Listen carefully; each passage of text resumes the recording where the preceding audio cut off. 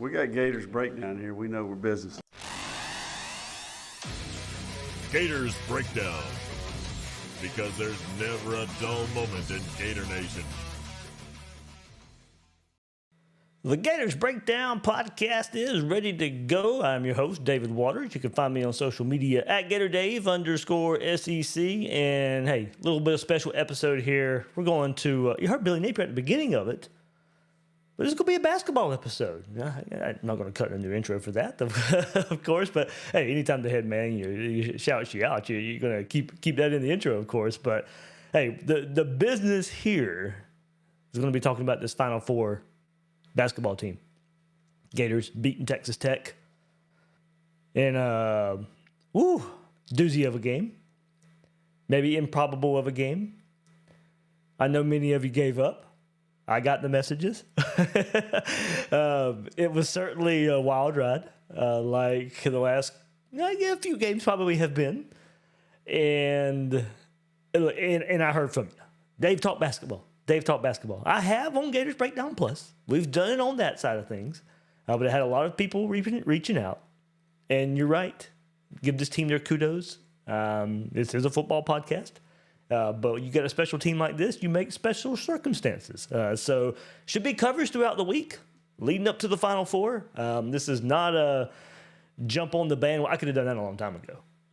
This is not a jump on the bandwagon thing. I heard from a lot of you. A lot of you wanted this. So that's why I'm doing it. And there's conversations out there. I can prove it. I was hesitant. This has been a football podcast. Everybody knows I watch Gators basketball. You see my tweets.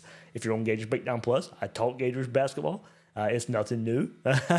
As I have said before, it's sometimes good just to sit back and fan a bit. I don't get to do that during football as much. You guys still know I fan during football, but still a sense of responsibility when it comes with the podcast, and just to spend some more time with my family. And when it's not football season, look, I still watch every basketball game. It might be on the tablet right there during family. I'm still watching and all that. Been a basketball fan for quite some time. A lot of conversations with my dad. I got to watch the game with my dad last night, so that was the highlight. And thankfully, Florida won. But sitting there at my grandmother's house.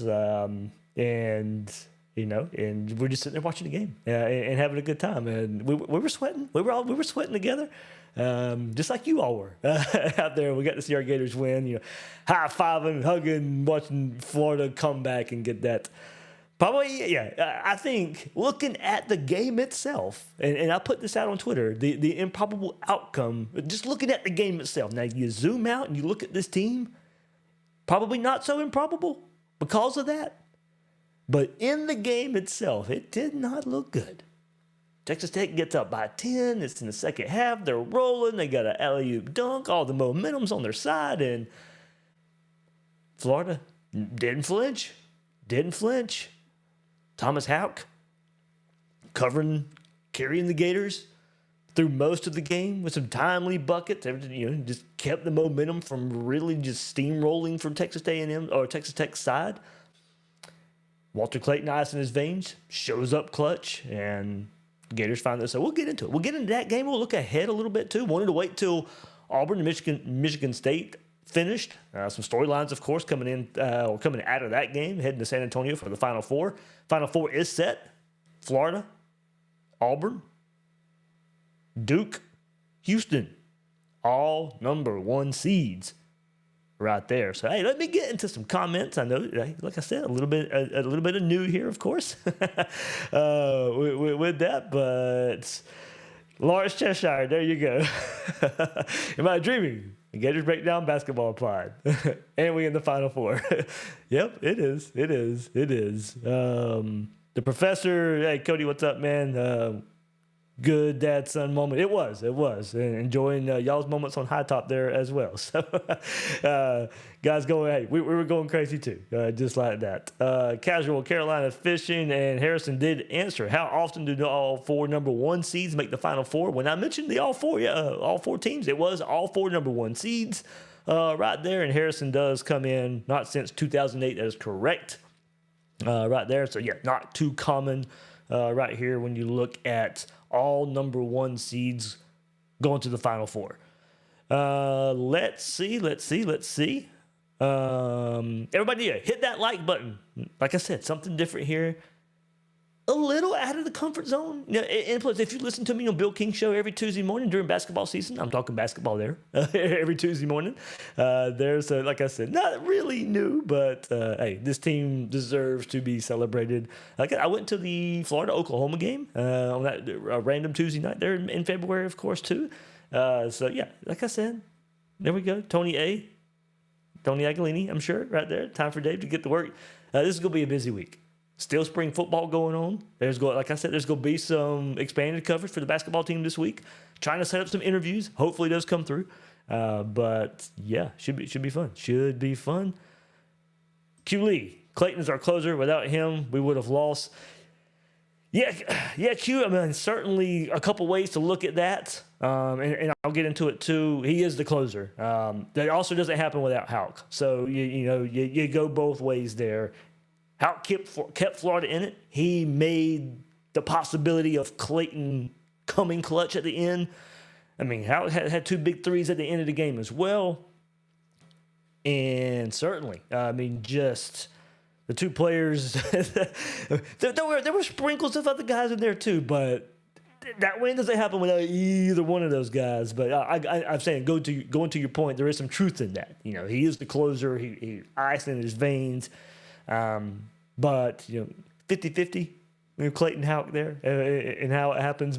Maybe Houck hits 2 more threes, and Florida goes on to win anyway. And Q Lee, I will go. This will be a point I will bring up later. Though I do want to bring it up. I don't want to forget, so I will bring up the comment here. Our bigs need to toughen up.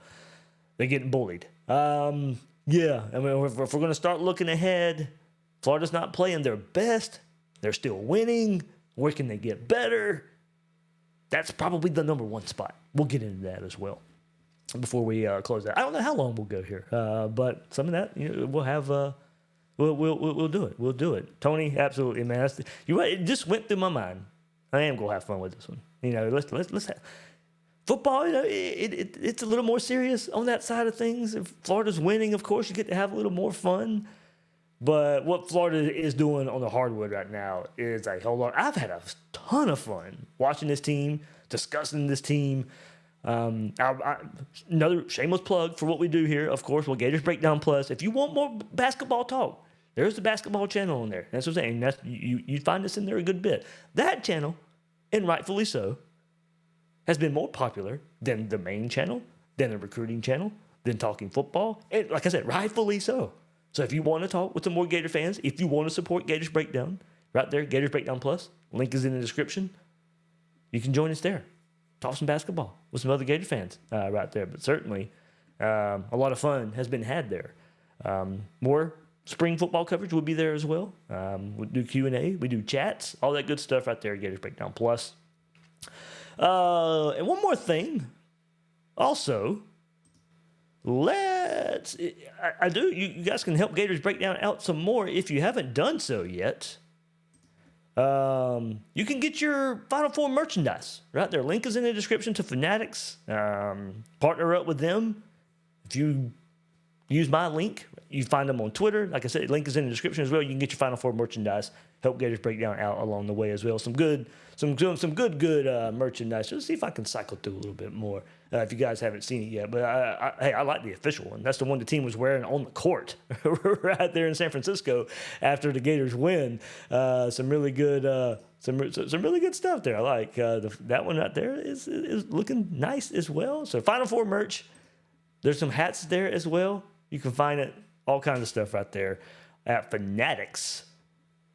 Partner with Gators Breakdown right there. So hey, let's just get into it. Let's just talk. Joey Sanuti, I hope I said that right, Joey. Riding with a couple of dog fans right now, making sure they hear how great the Gators are right now. Mike White. That's how we're gonna say. That's how we're gonna say it right now. Look. That's kind of where we're at right now too, though, right?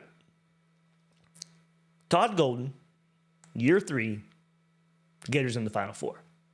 And there was a lot of consternation. There was a lot of Is Florida making a good move? Is Florida making a right move here? Getting rid of a somewhat so-so good coach in Mike White. Started off better than what he was doing, had kind of faltered a bit. You knew there was a limit. You knew there was a ceiling. Mike White was never going to take, in my eyes, Florida to the next step. I think it was a fresh start needed for both sides. Conversations with Georgia. He goes to Georgia. Florida has an opening. And I remember, and I didn't know. I tend to stay conservative in these type of things as well. Orange and blue glasses at those point too. I didn't know what Todd Golden was going to be like. I knew he was bringing a different approach to a lot of things. I mean, I know using the analytics and being pretty heavy in analytics was going to be a avenue in which he was going to coach at Florida. But young, you still had a lot to learn about him. He had a lot to learn in this new world of college athletics and building rosters and transfer portal and NIL and how was it going to be done. He's so young, he's still got so much to learn. And here we are in year 3, and he's taking the Gators to the Final Four. And it's been recruiting, it's been transfer portal, it's been a great mix of both. And development as well that we've seen a good bit in the last couple of years, in season this year too with a couple of players. I mean, yeah, we didn't know what we were getting. I don't think many people knew what. And I think if you did, if you were saying great hire, I do think it's a little bit of orange and blue glasses. I don't think any of us knew. I don't think knew if it was going to be good or if it was going to be bad. You were getting rid of something a bit known, and that known was you're not taking the next step. And then more people say, hey, Florida has won national championships. Florida has been to the tournament. Florida marches in the tournament most of the time. And we're going with another unproven name. Did that with football and Billy Napier. Did that with Todd Golden in the basketball program. It happened at the same time. How is this going to work out for Scott Strickland? So far, so good on the hardwood. This team's in the Final Four. How'd they get there? Let's go through it a little bit more. The incredible comeback against Texas Tech to reach the Final Four looked so improbable, as I said. And like I said, it doesn't feel right to say that because of this team. Inside of the game, it did look like that. But man, I don't want to discount the team because saying it was improbable means you're kind of saying is I lost belief that this team could do that. And I never, people say this, and I don't believe when they do it. Oh, I turned the game off. No, you didn't. You kept watching. But yeah, I get that. This team is cooked. This team is done. There's no way. I didn't reach that level. Believe it or not, I know some of you think I lean a little more glass half empty. I really don't. In this game, I just believe in this team and getting to the Final Four and finding a way to win that game. And wow, did they show up clutch? It was, I think just kind of seeing what they did just a couple games ago against UConn just wasn't ready to shut the door. Now, don't get me wrong, there was some. I'm not sure Florida's going to win this game. There was never the point where I said Florida's not going to win this game. Showing up clutch, came back 9 points. 9 points down, 3 minutes to play, closing with an 18-4 run. Walter Clayton Jr. making just a clutch performance there. So one of the great tournament performances in Gator history there. Led the team in points. And look, he was somewhat, Houck was carrying the team up to that point, but still Walter Clayton having to make those free throws now. He was instrumental at the free throw line throughout the game till he hit those open buckets, or not open buckets, but hit those buckets in the clutch moments of the game. But if he don't hit those free throws, if he's struggling from the line for whatever reason, that comeback's a little harder. But in looking at it, and I put this out there during the game, you just felt like with the trio of Clayton, Richard, Elijah Martin, 1, 2, maybe all three, eventually was going to break through. One was eventually going to find themselves making a difference in this game. To me, it was going to be too hard for not one of those guys to come through. It's hard to keep all three of those guys down for an entire game. It really is. And hey, credit to Texas Tech. I mean, they were playing some really good defense on the perimeter. I think it frustrated Florida. Eventually broke through. But Thomas Houck keeping Florida in the game up until that point. He and Clayton then took it to another level to complete the comeback there for the Gators. And I look at that. And if you're on Gators Breakdown Plus, you know I say it every time he makes a bucket or his first bucket of the game. I'm gonna say my boy. But Thomas Houck coming off the bench, but also Denzel Aberdeen.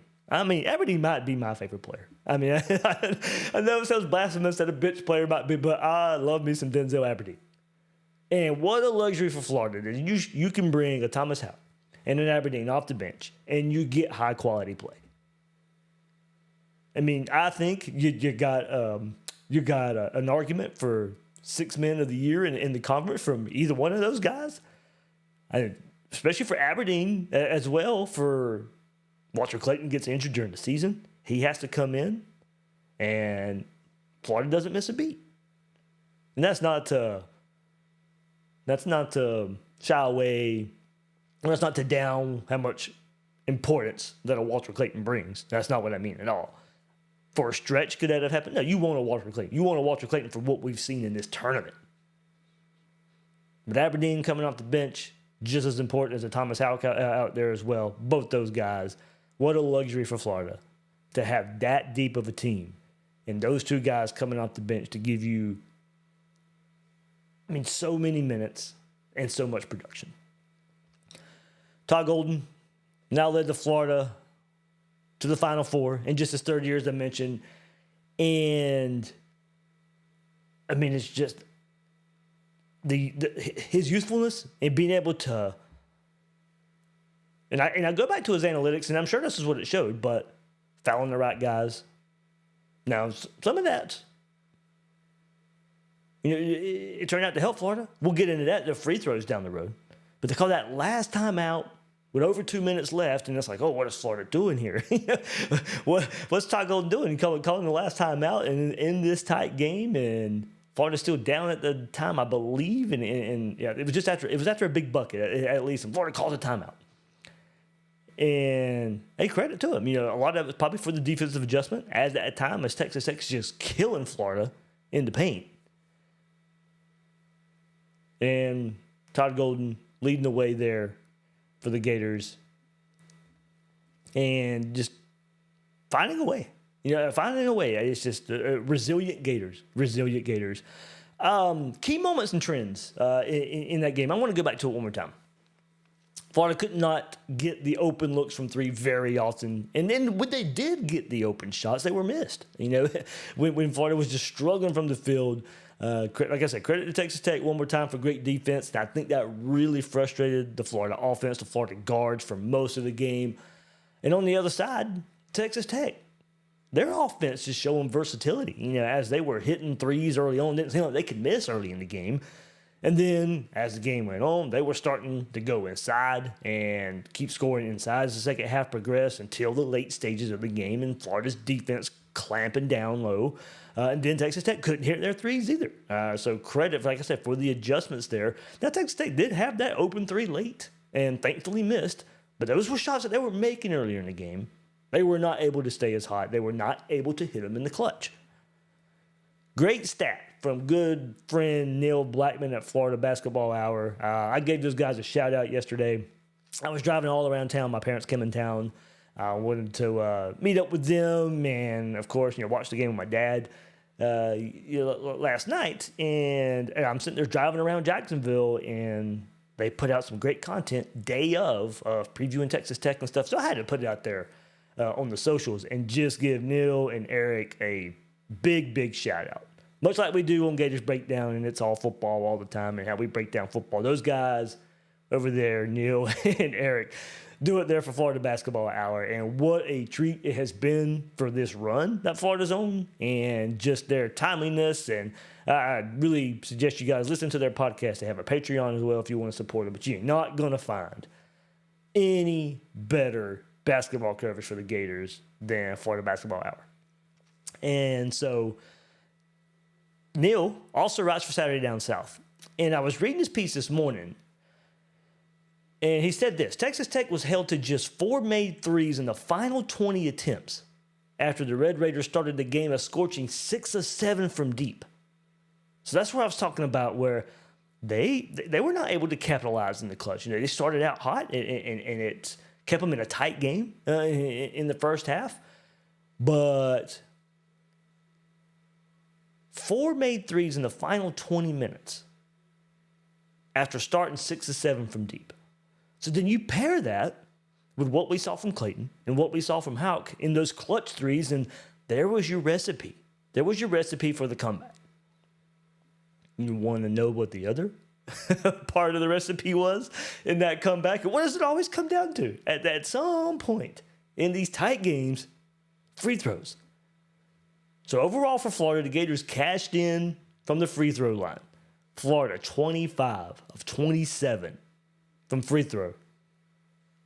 Clayton shot 13 of 14 from the line. He tied Joakim Noah's record for free throws made in the NCAA tournament.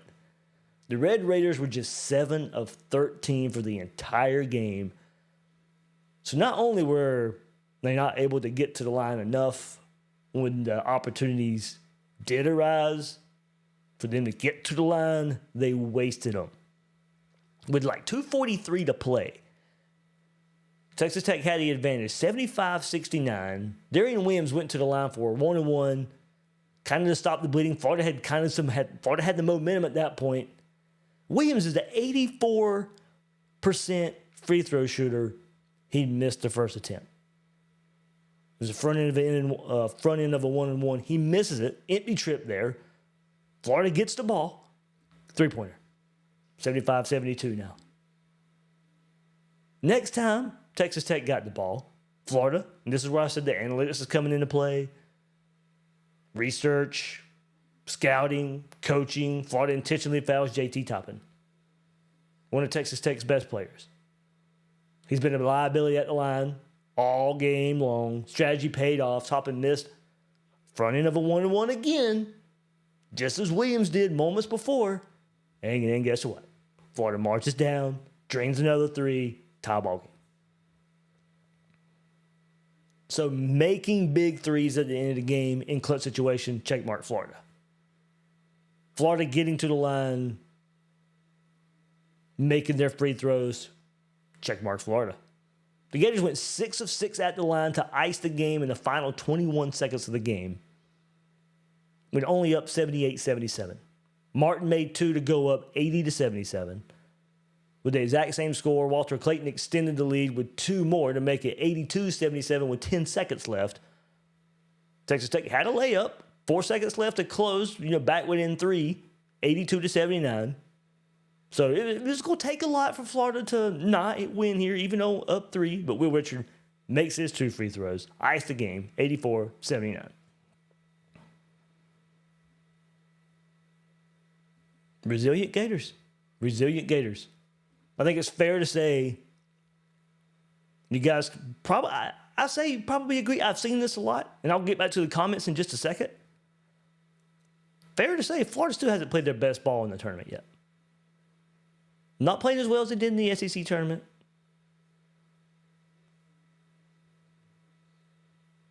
But certainly, I think another level of play. We'll have some conversations this week. Is it more of a Florida thing, or are opponents more of a factor here? I think for a lot of it, it's more on Florida right now. It's still finding a way to win.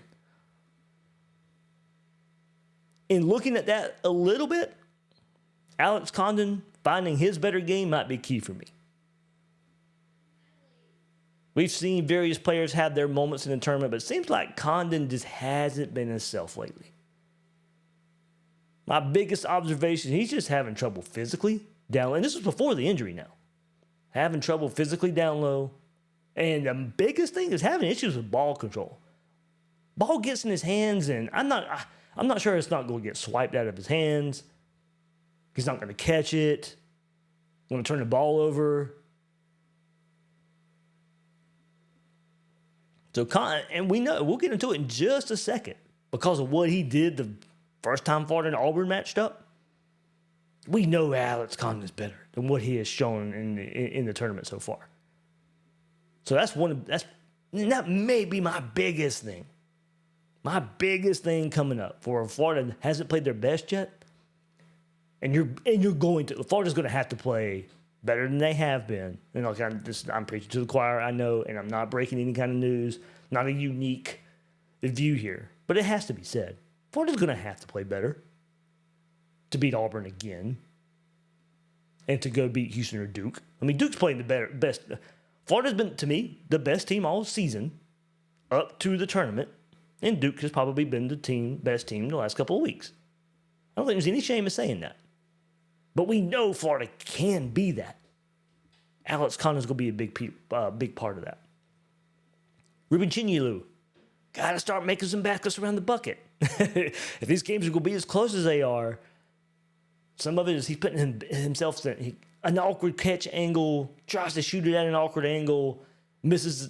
Florida missed a ton of shots around the rim against Texas Tech. Ends up not hurting them. Ends up, getting the victory anyway. But we've seen that a couple games in a row now from Chinyelu.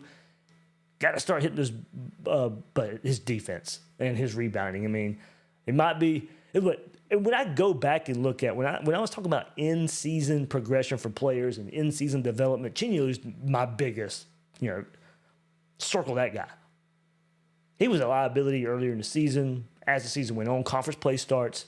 Chinyelu has come a long way. Now, we haven't seen that level of play once the tournament has started, but he's still a force on defense and still a force on the boards.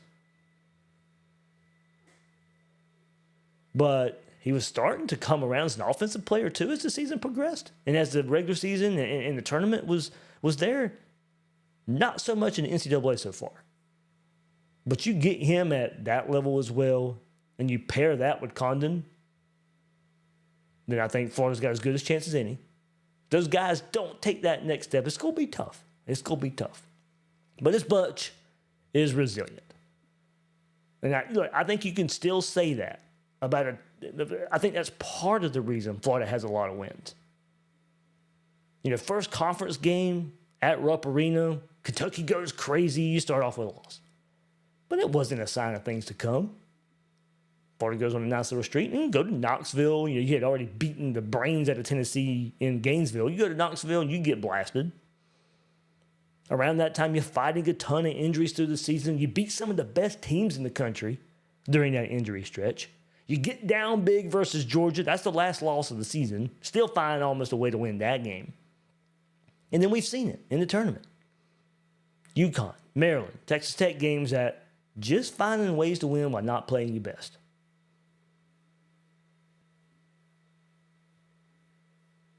So looking ahead, these resilient Gators on to the Final Four in San Antonio. First matchup, all SEC, Florida versus Auburn. Certainly the health of Johnny Broome. That's going to be worth monitoring as he took an awkward spill against Michigan State. Looked like his knee got hyperextended, maybe his elbow as well. That's going to be a storyline worth watching all week. Duke and Houston on the other side of the Final Four. Florida-Auburn play first around 6 o'clock on Saturday night. Duke and Houston will follow that there in San Antonio. Let's take a look back at the one time Florida met up with Bruce Pearl's Tigers. It was back on February 8th. The Gators went into the jungle, came away with a 90-81 victory. And look, that wasn't really even that close. In the second half, Florida just pounded Auburn there. And Auburn was kind of rolling at that point. And Florida goes in there and gets a big victory.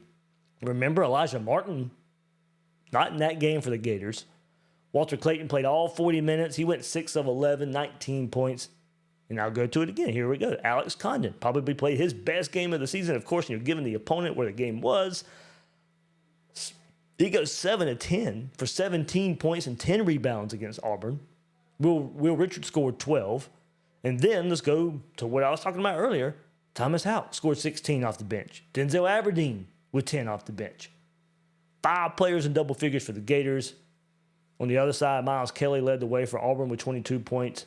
Broome scored 18 and gathered 11 boards in that game. Florida had 14 fast break points 17 points off turnovers, 15 second chance points. Auburn actually had more second chance points for 22, but only 3 fast break points. And that's something I remember thinking about too. We haven't seen Florida able to run as much as they have a lot of this season. UConn did a good job of slowing the game down, beating Florida up a little bit. Not a lot of transition points. Kind of same thing with Texas Tech as well. Florida not being able to get a whole lot of fast break points in the tournament so far. So something, can Florida dictate a little bit more here? I mean, that was the key to the first Auburn game. So 14 fast break points for the Gators, 13 for Auburn the last time they met. 17 points off of turnovers for the Gators. So there was a storyline the first time. That was in Auburn, of course. This time in San Antonio. But certainly that matchup will be looked at a lot this last week. Don't know how much it means almost 2 months later. Of course, there was no Elijah Martin for that game, and the Gators still went in there and really controlled the game. So Auburn was number 1 at the time. But yeah, a fun time had. Fun time watching this team in the Final Four. And I'm going to pose this question. And I saw it float out there on social media. I'm sorry. Yes, I'm probably stealing it. But this question was going to come up regardless. Florida's in the Final Four. First time since 2014. And dagger to the heart losing to UConn. Are you happy? Or would you be happy? And I don't want to make it sound like it's settling or whatever, but the Final Four's got that moniker. The Final Four is a big deal. Are you satisfied with just making it that far? And I don't want to sit here and try to make it where it's okay for Florida to lose, but it's still a great season if that happens. Now, don't get me wrong. I mean, these chances, you don't know how often they come around, so I view it in that way. You don't know how often, you don't know how many times you're going to be there. Take advantage of the moment. Auburn team who was ranked number 1 a good bit of the season. Duke, one of the top teams in the country as well. Didn't play in the SEC. A lot of people were questioning how tough was Duke. Well, like I said, they've probably been the best team so far in the tournament. I think Florida can be the best team. Florida has shown they can be the best team. Time to, whatever switch is left to flip, it's time to flip that switch. But making the Final Four is a big deal. It's a big deal. 6 down for the Gators. Let's get it done. Yes, I'd be happy with, looking back at, a month from now, looking back at the season. Special season, fun season. Let's go hoist the trophy.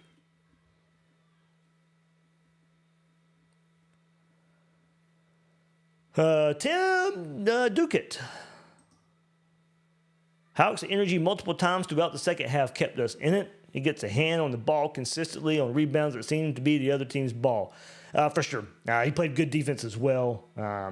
Certainly Texas Tech's bigs, shuffling them into help, playing their dominant style of play, not letting guys go where they want to go in the paint. That's what I meant by Florida kind of clamping down on defense late in the game. There was a stretch there where Texas Tech could do whatever they wanted to in the middle. But as I said, Florida called that late timeout. They try to go down low some more. Florida wasn't having it. Having was a big part of that, not letting those guys get comfortable.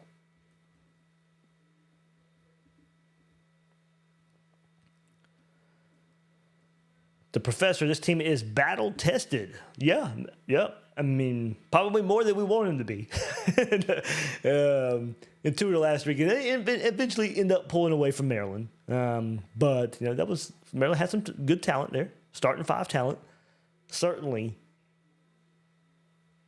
But yeah, definitely are battle tested. So if it comes down to a close, down to the wire game, you got to feel pretty comfortable about how this team handles that. Richard Hawkins, a great team. Cody back in here, the professor right here. Aberdeen going to be special next year. That mid-range jumper is so good. I sitting there watching that game, and my uncles were around it too. So, they got some old school in them too. And we were sitting there watching that, and Aberdeen makes that mid-range jumper. I'm just like, yeah, you don't see that much anymore. And yeah, you're right. You get that about, 12-foot jumper right there, and boom, there you go. Okay, let's go. Richard Hawkins, Alex Condon got to play better. You're right. And that's the thing. We know he's got it in him.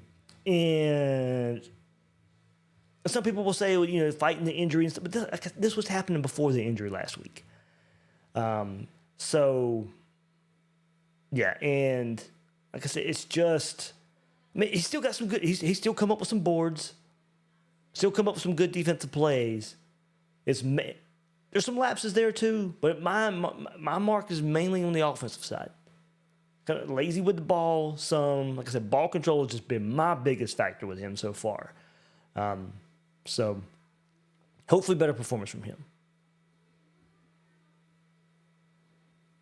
Cody going to the point right here for sure. If Florida played a game of 2 complete halves, that's what they haven't done yet. There's not a team in the nation that can hang with us. I think Duke would hang, but I think you'd win the game if you're Florida. And of course, I think we're going to look at that in orange and blue glasses, and for sure, that's where I would go. But you're right, they haven't in the tournament. Besides, they haven't even against Norfolk State. It was not, the second half was nowhere near as crazy as the first half. But you were comfortable. You're fine. Yeah, you haven't played the complete game yet in the tournament. And I think it can be scary for other teams, but also scary for Florida. You hope you can flip that switch. Maybe you don't have to. I think you'll have to. If Duke's on their game, you're going to have to. If Houston's on their game, you're going to have to. If Auburn's on their game, you're going to have to. But Florida hasn't panicked. They'll play their game. They'll keep it close. And they'll come out in the clutch. How does that continue to trend when the competition continues to ramp up?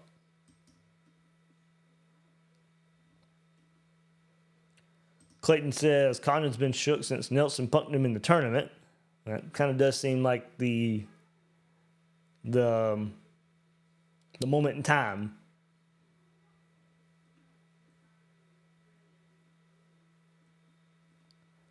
Okay, a couple more comments there. Captain Trips, Auburn wants it again? Yep, they're going to get it again. I hope. Going to be interesting, of course. And like I said, we'll see what happens with the Broom and how available he'll be. I don't want to make too much of that here on a Sunday, and we still got 6 days to the game, but certainly going to be worth watching.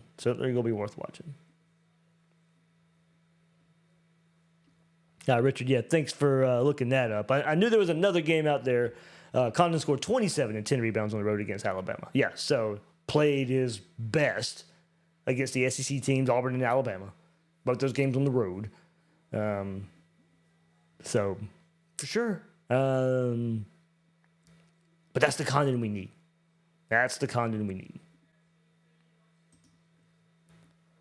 Stephen Blackwell says, "What's up, Dave? Hey, man, thanks for hopping in." I said, special edition here again. I probably shouldn't call it a special edition, but it is because I just don't talk basketball here on the podcast. Quote unquote, I know what pays the bills, and believe me, I think toward the beginning of Gators Breakdown there was some basketball talk, but the return wasn't there. As far as how much time I'd have to put into it, as I said, I still work a full-time job. I still got family I want to spend, quote-unquote, football off-season there. So, but, hey, maybe, if it's just watching and talking, look, I'm not going to go deep into it like we do football.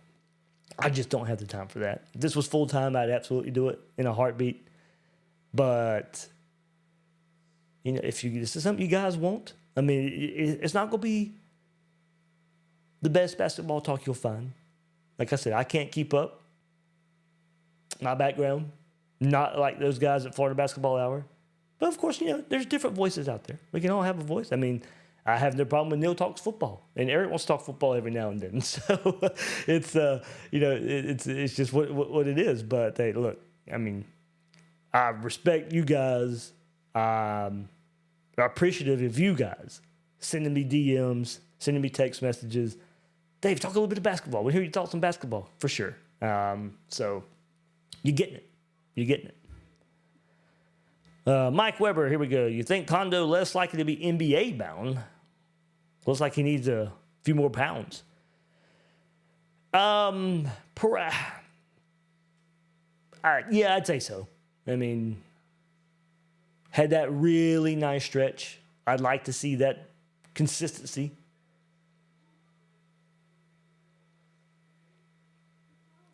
But he's going to probably be the key player. I mean, your guards can't play like they did against Texas Tech for the most part.